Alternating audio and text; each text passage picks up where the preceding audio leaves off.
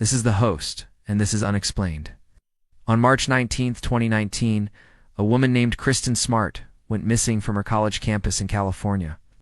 Her disappearance was strange. Her car was found abandoned close to campus. There was no sign of a struggle. She just vanished into thin air. This wasn't like Kristen at all. She wouldn't go off without telling anyone where she was going. It wasn't like she disappeared over a guy or something. Before we get into this creepy mystery, now back to the story. As days turned into weeks with no sign of Kristen, her family began to panic. They weren't being kept in the loop by the police.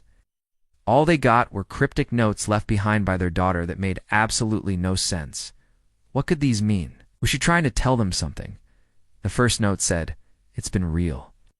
Thanks for everything. This didn't make any sense. What was it about?" The second note simply said, "I am." Finally, another one appeared saying, "Don't look for me." By this point, her family was beside themselves. What did these messages mean? Were they leading the cops on a wild goose chase? Did Kristen know something about her own disappearance? Was she trapped somewhere and begging her family to not find her because she was in danger? Was someone holding her captive and forcing her to write these messages? Then, out of nowhere, another note appeared. It said, "All my love, I am with you always." That wasn't like Kristen at all. She wasn't religious. She would never say something like that unless she had fully lost the plot. So what was going on? Was this even Kristen who wrote these messages? You may think this case is wide open and shut. She left all these messages, then it's clear she's still alive, right? But believe it or not, this is a very real case that has many people scratching their heads. In late March, after almost a month since Kristen went missing, her parents received a call from an investigator. He told them he wanted to take a look at some evidence, but it was too graphic to show them.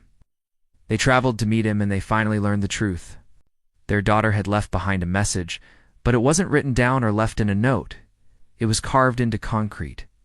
While searching for Kristen, officers found a small patch of dirt near the side of a busy road that had been disturbed. They searched the area and found a small hole hidden under some bushes. Inside this hole was a backpack. Inside the backpack was a human torso. Officers used forensic teams to shine a light into the hole. It was too dark to see anything, but when they brought in a drone with a camera attached, they found something so disturbing they immediately regretted doing so. It was Kristen's torso. The only problem was that they still couldn't see her face.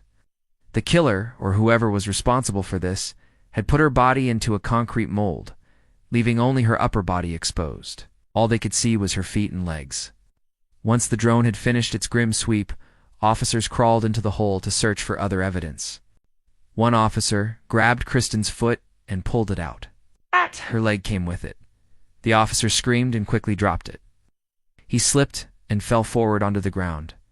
This wasn't supposed to happen. The entire thing was encased in concrete. How was the leg loose? Was someone messing with the police? After further inspection, the officers realized there was a secret compartment in the concrete. When they opened it up, they found a piece of paper inside. On the paper was a bizarre message. It said, "She's gone. You'll never see her again." And signed off with love, Chris. Who was Chris? Is he responsible for the other notes? Did he do this to Kristen? As this case attracted more media attention, more details began to surface. We learned that Kristen was studying to be a teacher, and that she was very excited about her future. She also had a boyfriend. His name was Dante. The two had been dating for a while, and nothing indicated that their relationship was unhealthy or violent. He had been questioned by the police, and he said he hadn't seen her for a few days before she vanished. After she disappeared, he did everything he could to help find her, even appearing on TV to plead for her safe return. Then, something interesting happened. A friend of Kristen's came forward with a story. She told investigators that Kristen had recently broken up with her boyfriend, but she didn't tell anyone. She was afraid of his reaction. According to her friend, she was terrified that Dante would lash out and hurt her. Could this be the reason why Kristen's body was found? Was Dante responsible? To find out if Dante was involved, investigators took a polygraph test. He passed, much to everyone's surprise. This was a huge blow to the case. Everyone expected him to fail, but he didn't. Even though he passed the test, officers still searched his house and impounded his car for further testing. They needed more evidence to charge him. Unfortunately, this case grew colder and colder with each passing day. No one had any new leads. Everything pointed towards Dante, but he had an alibi and passed a lie detector test. Investigators decided to search Kristen's dorm room to see if they could find some answers. They went through everything. There wasn't much of interest until they found something quite suspicious. They found a bloody meat cleaver hidden behind a loose floorboard. At this point, everyone was wondering the same thing. Where was Kristen's head? Was it ever with the rest of her body? Had it been disposed of somewhere else? The police still hadn't found it. They searched the area around where her body was found, but it was no use. Maybe whoever was responsible had taken it home to hide it. But there was one big problem with that theory. There was blood all over the cleaver, and none of it matched Kristen's DNA. In fact, the blood matched the DNA of a person who had already been arrested multiple times for various offenses, including sexual assault. His name was Paul Flores. He knew Kristen personally and had attended the same parties as her, but that was years ago, and he'd moved away. Still, there was enough evidence here to bring him back for questioning. He told officers he hadn't seen Kristen in years, but they weren't convinced. He agreed to take a polygraph test, which he failed. This led officers to his home. They searched everywhere. There were no signs of Kristen or her head. It was almost as if she'd never been there. And that's when things got really weird. Paul offered to take the officers on a hike in the nearby hills, saying that he knew where Kristen's body was. It was a trap. The officers should have seen it coming. They shouldn't have trusted a convicted criminal, but they went anyway. Of course, he never led them to the body, and he was never charged in connection to the disappearance. Another bizarre thing happened shortly after this. Paul suddenly became a person of interest in another case. In 1996, a young woman named Kristen Pacheco vanished from Cal Poly San Luis Obispo. This was the last place Paul lived. Some believe that he might have killed both women, but he was never charged, and his whereabouts are currently unknown. Some believe that Paul Flores is guilty, but he's never been charged and he swears he's innocent. There are 3 possible theories surrounding this case. First, Paul acted alone, and he disposed of her body in the remote location.